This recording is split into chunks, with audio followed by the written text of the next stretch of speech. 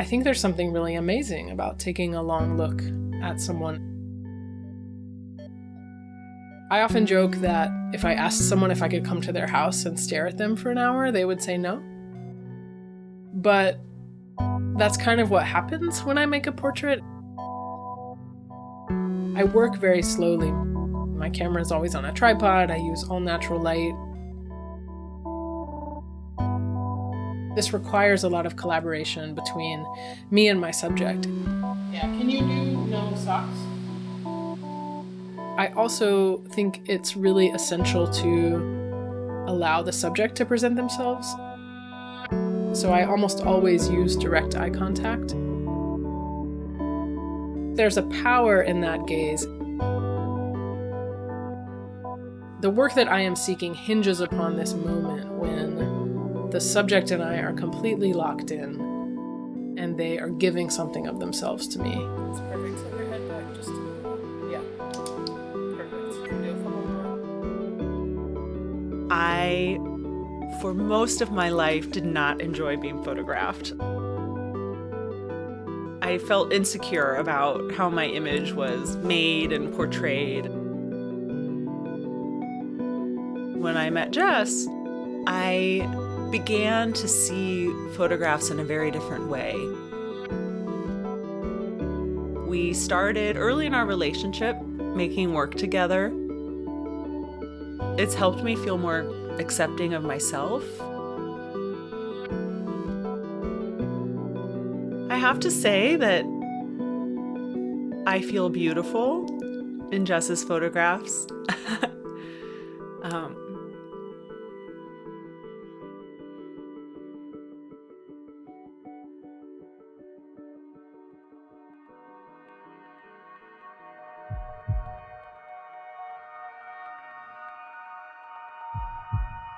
I want to live in a world where people can be themselves.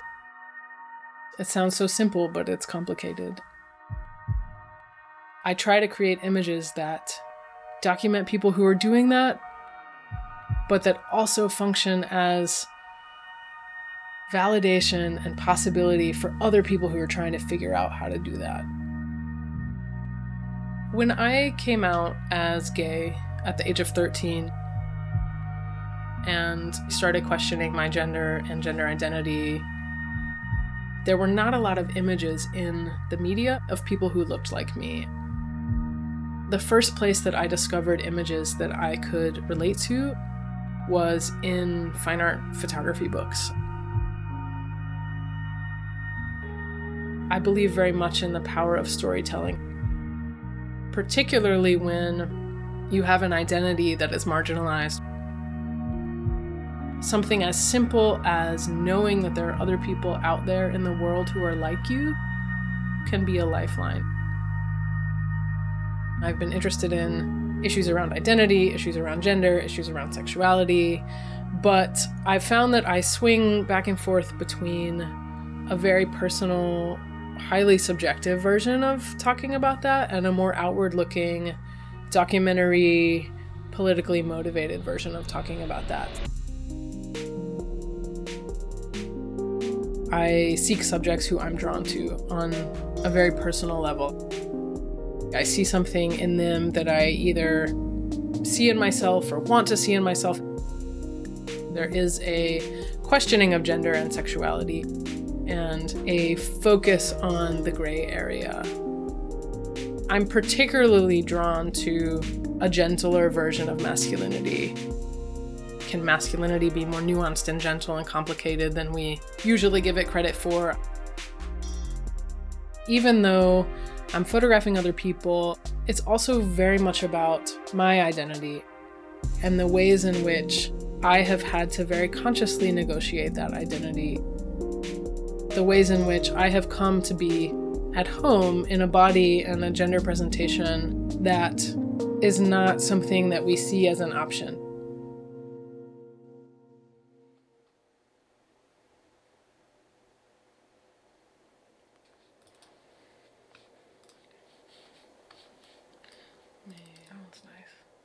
I actually do want my work to function both as validation for the people within the community where I'm photographing, and also as education for people outside of the community. And I think in some ways that duality is present most in To Survive on This Shore. It's a 5-year project that I worked on in collaboration with my partner, Vanessa Fabre, who is a social worker and researcher who focuses on the intersection of LGBTQ identity and aging. And it's a collection of portraits and interviews with people who are transgender or gender nonconforming and over the age of 50. And then it also has an advocacy piece. So we are partnering with several nonprofit organizations to use the work in training modules and educational campaigns and political campaigns to educate as much as possible about issues that older transgender people face. Our culture as a whole is so youth-focused.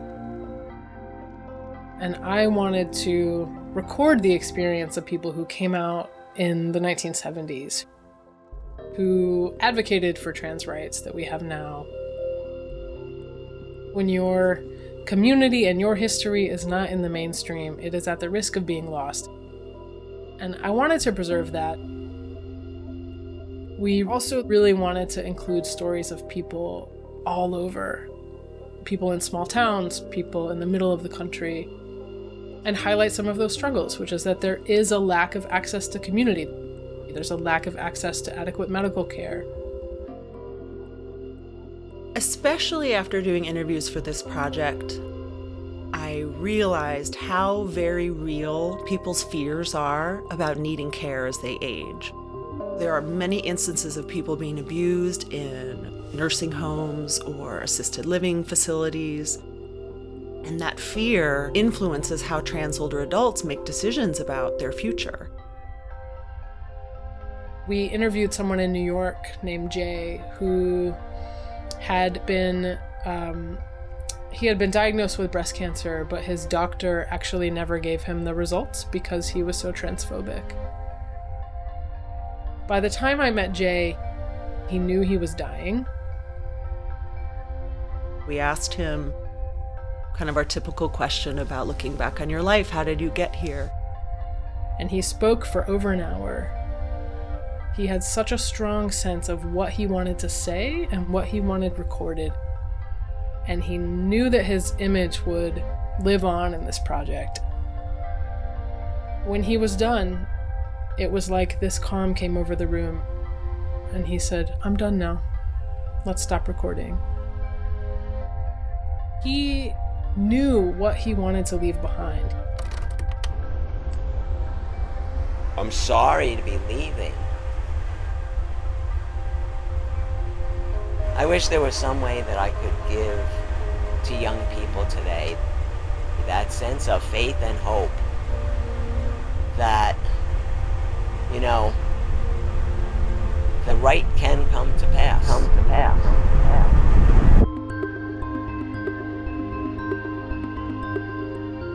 I think that a lot of hatred and bigotry comes from a lack of understanding.